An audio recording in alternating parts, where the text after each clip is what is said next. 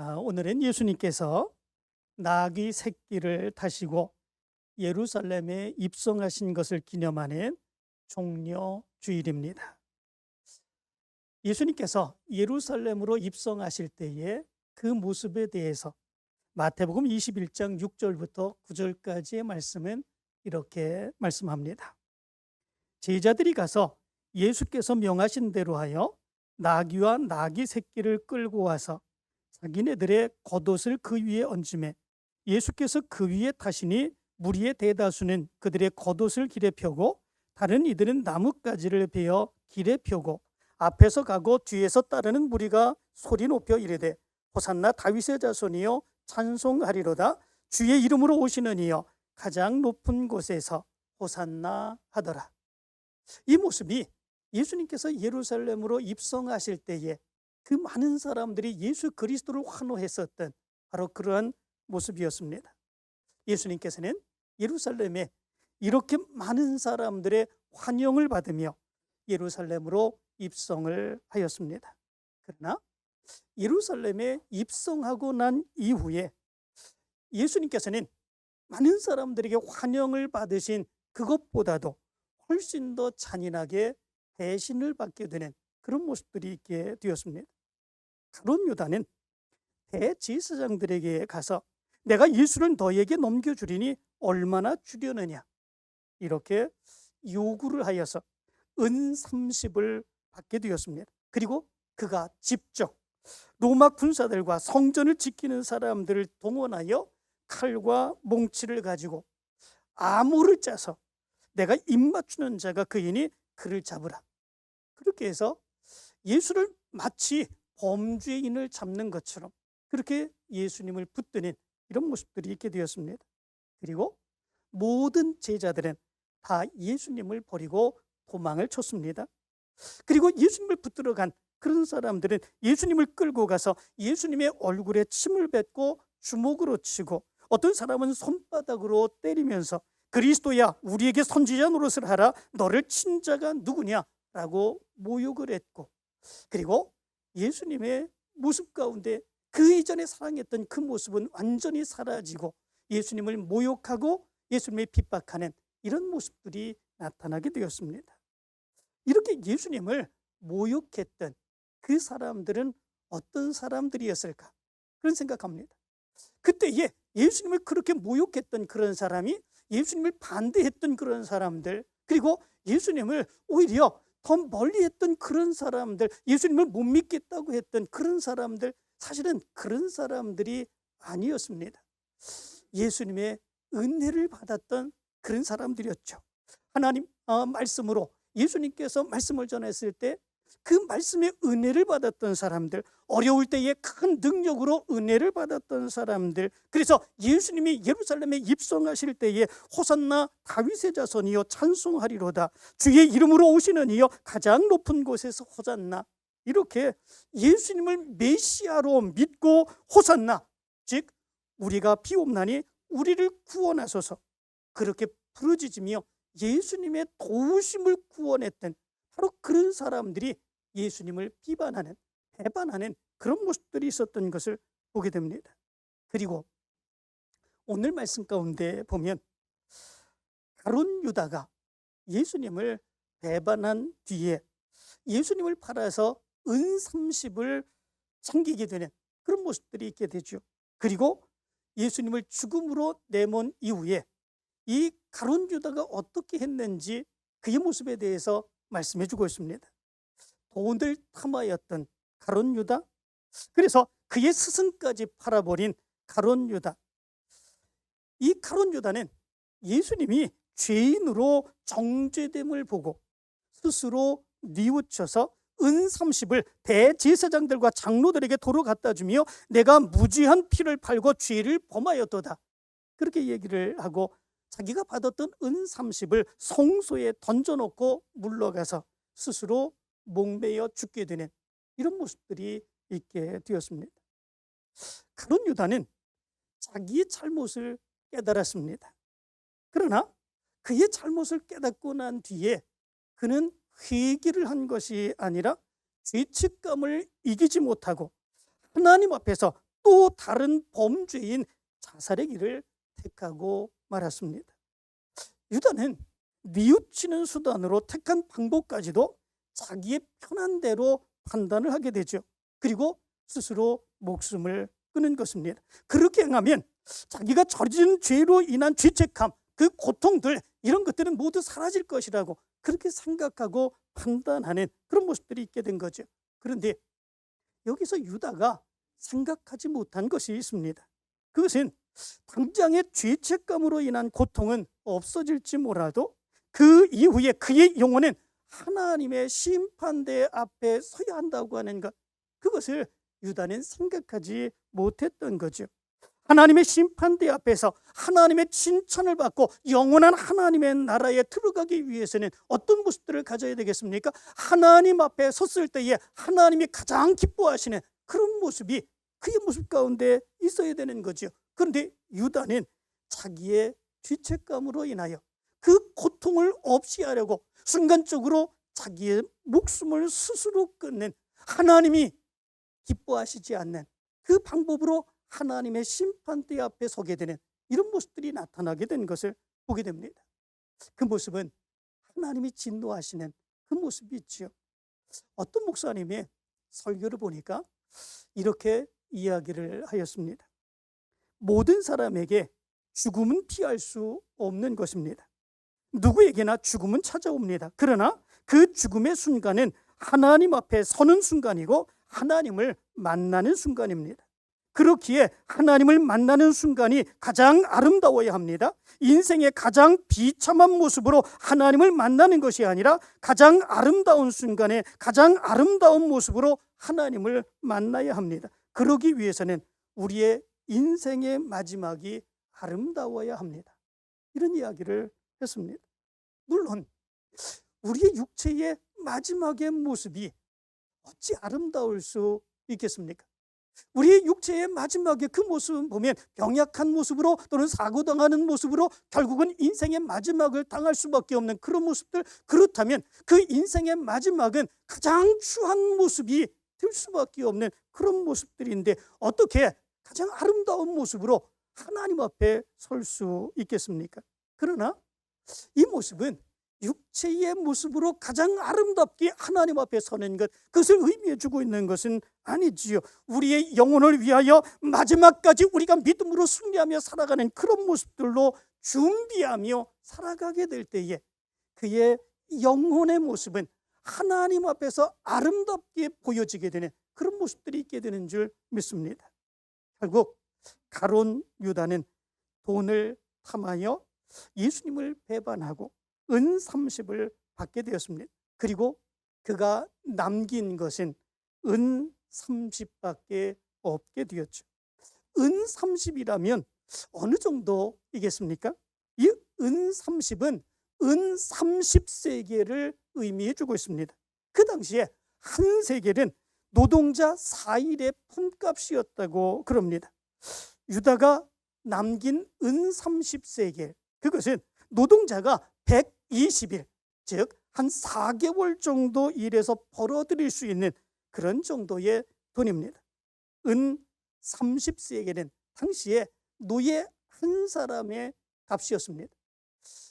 그 당시의 모습을 보면 황소가 노예를 받아가지고 죽었을 경우 그 노예값으로 치르는 돈이 은 30이었다고 그럽니다. 결국은 노예 한 사람의 값으로 예수 그리스도를 팔았고 그가 마지막 남긴 것은 은 30 노예 한 사람의 가격이었다라고 하는 거죠.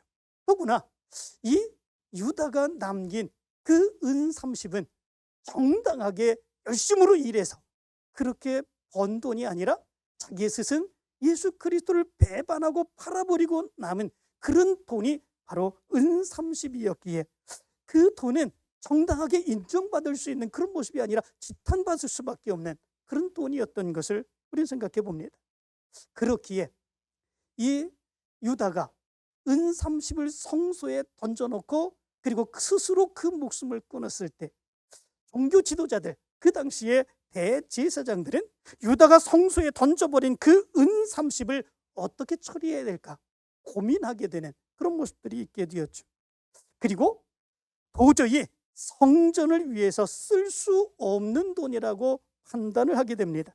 성전고, 그 헌금을 보관하는 곳, 그 장소에 이 은30을 넣어두는 것조차 옳지 않다.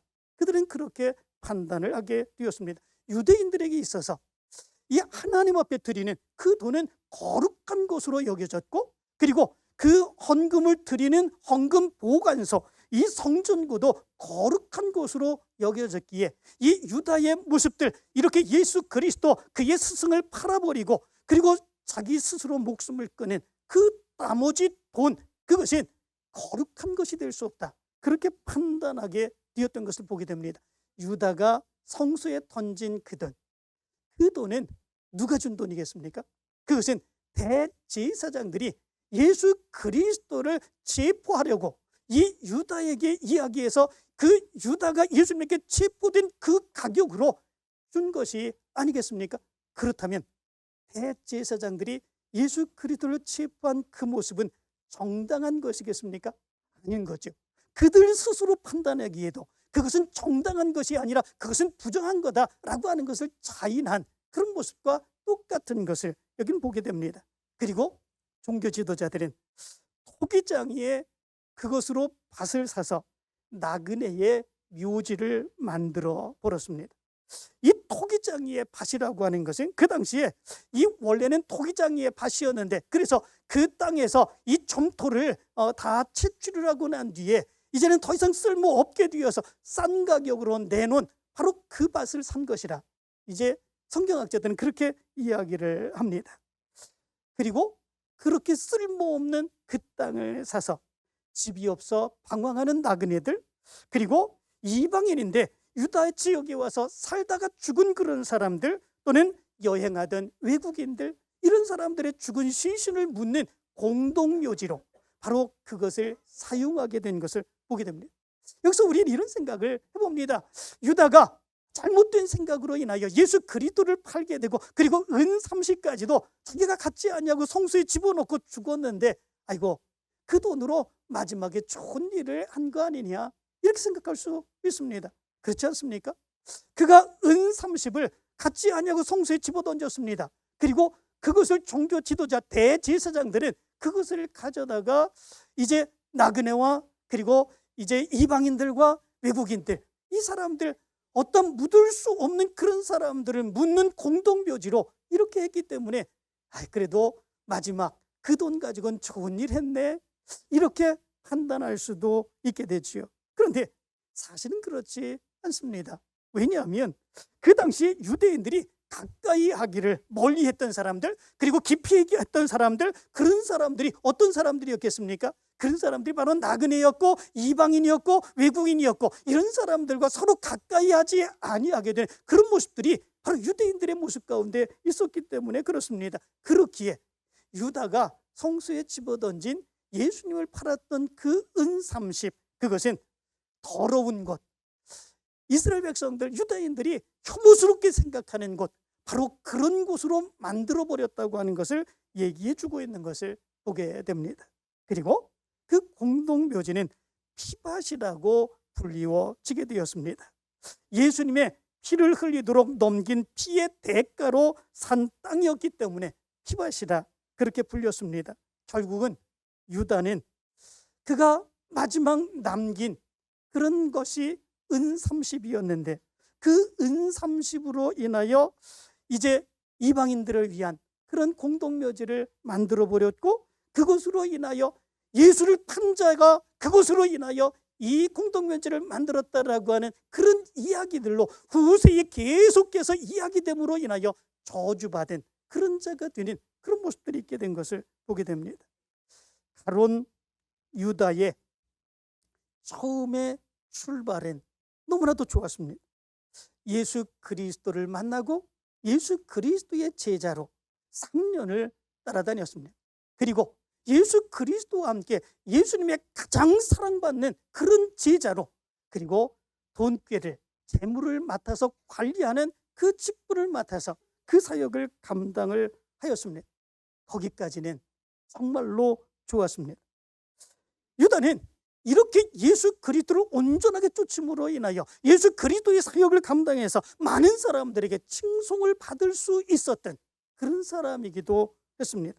그러나 가룟 유다는 예수님을 배반하고 자기의 잘못을 뉘우치고 스스로 나가서 목을 메어 죽고, 그가 예수님을 판 대가로 받은 은 30은 나그네의 묘지가 되어 피밭이라고 부르며 영원한 후세에 저주받는 그런 사람이 되었습니다. 어떤 사람은 이렇게 얘기합니다. 사람이 어떻게 인생을 시작하는가라고 하는 것, 그것도 중요하지만 더 중요한 것은 그가 어떻게 죽는가라고 하는 것이다. 그렇게 얘기를 했습니다. 그렇지 않습니까? 그의 인생을 어떻게 시작하는가, 거의 대부분이 비슷하게 시작합니다. 어머니의 이제 태로부터 이 세상에 태어나게 되죠.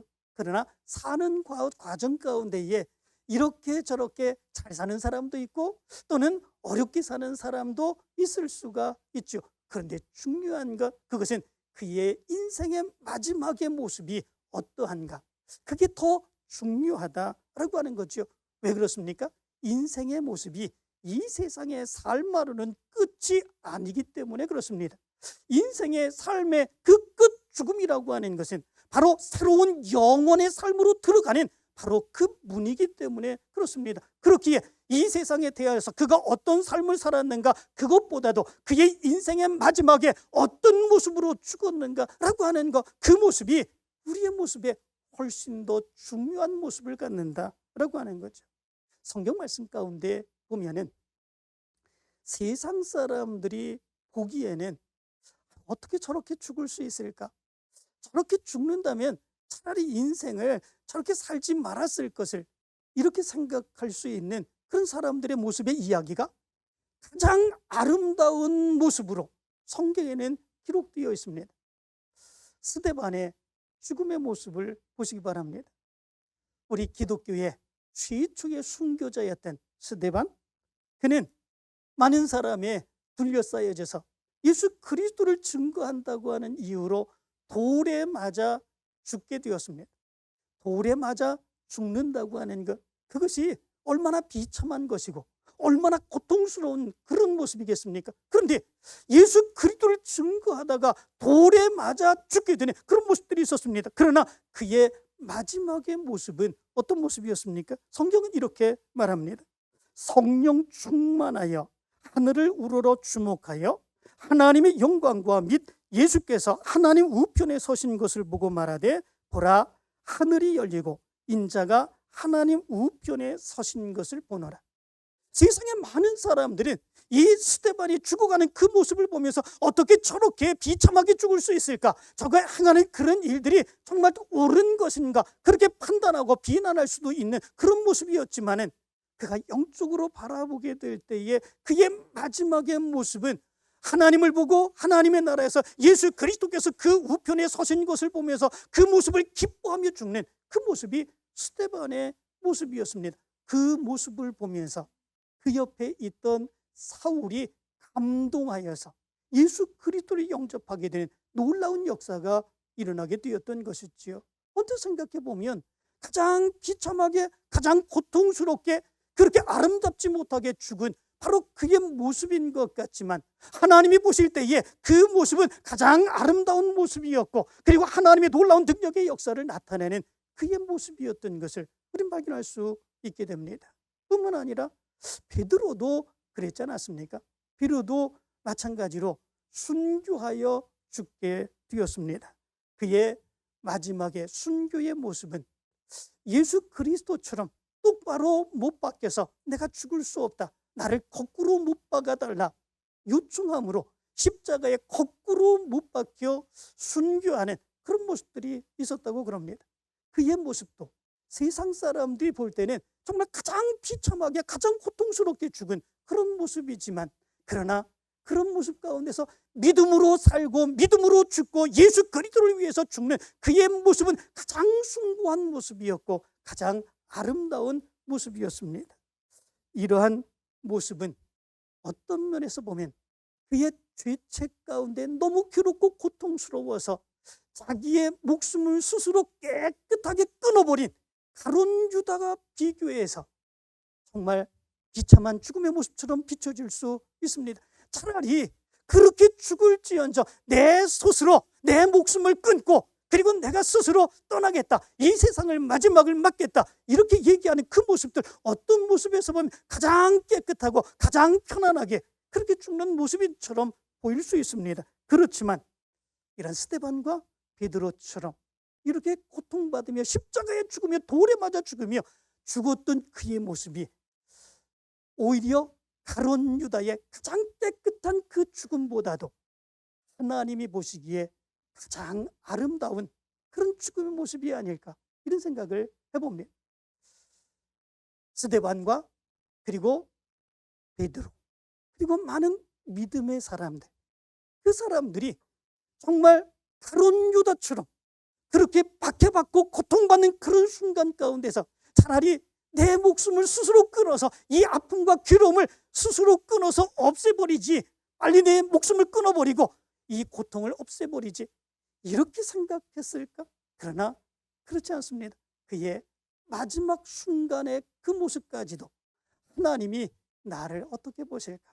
하나님이 가장 아름답게 여기시는 바로 그 모습으로 그의 마지막을 맞이하고자 하는 그런 모습으로 하나님께 영광 돌렸던 그 모습이 믿음의 사람들의 마지막 모습이었던 것을 보게 됩니다. 사랑하는 성도 여러분, 이 시간 가룟 유다의 모습을 다시 한번 생각해 보시기를 바랍니다. 가룟 유다는 예수님의 가장 사랑받는 제자였기에 가장 아름다운 사역을 감당할 수 있었고 가장 아름다운 것을 남기며 하나님 앞에서 가장 아름다운 모습으로 그의 인생의 마지막을 맞이할 수 있었던 그런 사람이었습니다. 그러나 가룟 유다는 그의 욕심이 그 아름다운 기회를 날려버리고 말았습니다. 그가 남긴, 예수님을 팔아서 남긴 은 30, 그 은 30도 거룩한 하나님의 성전고에 들어갈 수 없었고 그 돈으로 유대인들이 기피하는 이방인의 공동묘지를 만들어서 예수를 팔아 산 그런 돈이라고, 그 예수를 팔아 산 그 밭이라고, 피밭이라고 영원히 후세들에게 지탄받고 조롱받는 그런 모습들이 있게 되었습니다. 그렇게 그의 마지막의 모습은 아름답지 못한 모습을 남기게 되었습니다. 여러분들은 어떠십니까? 나도 내 인생 마지막, 이제는 얼마 남지 않았는데 그냥 편안하게 죽는 것, 이게 내 마지막 소원이다, 이렇게 생각하시는 그런 분들이 있습니까? 그런데 중요한 것이 있습니다. 그것은 뭐냐면 우리의 마지막의 모습은 육체적으로 편안한 모습이 아니라는 것입니다. 마지막 하나님이 불러가실 때에 그 모습은 서로 아프고 괴롭고 고통스러울 수밖에 없는 그런 모습들이 있습니다. 때로는 사고당해서 돌아가실 수 있는 그런 모습들이 있습니다. 우리의 육체의 모습은 그렇습니다. 그 모습이 하나님의 나라로 가는 그런 과정이기 때문에 그렇습니다. 그렇지만 우리가 생각하고 우리가 분명히 기억해야 될 것은 내 인생의 마지막 그 모습이 하나님이 보실 때에 정말 아름다운 모습일까? 그것을 생각하며 우리가 믿음으로 생각해야 되는 것 아니겠습니까? 내 인생의 마지막에 남겨놓던 그 모습이 후세에 지탄받는 것이 아니라 다른 많은 사람들이 지탄하는 그런 모습들이 아니라 그 모습이 인정받고 그 모습으로 하나님께 더 큰 영광 돌리는 바로 그 모습을 남겨야 되는 것, 이 모습이 우리가 가장 마지막에 아름다운 죽음을 맞이하게 되는 이런 모습들이 아닌가 생각을 해봅니다. 이 고난주간을 이제 우리는 시작을 하게 됩니다. 이 고난주간에 이 가룟 유다의 이런 모습들을 한번 기억해 보시기 바랍니다. 그리고 하나님 앞에 가장 아름다운 모습으로 서기 위해서 나는 어떻게 믿음으로 살아야 하고 어떤 믿음의 결단으로 살아야 될까, 믿음으로 생각하고 결단하며 하나님의 더 큰 뜻을 이루어가는 여러분들 되시기를 간절히 축원합니다.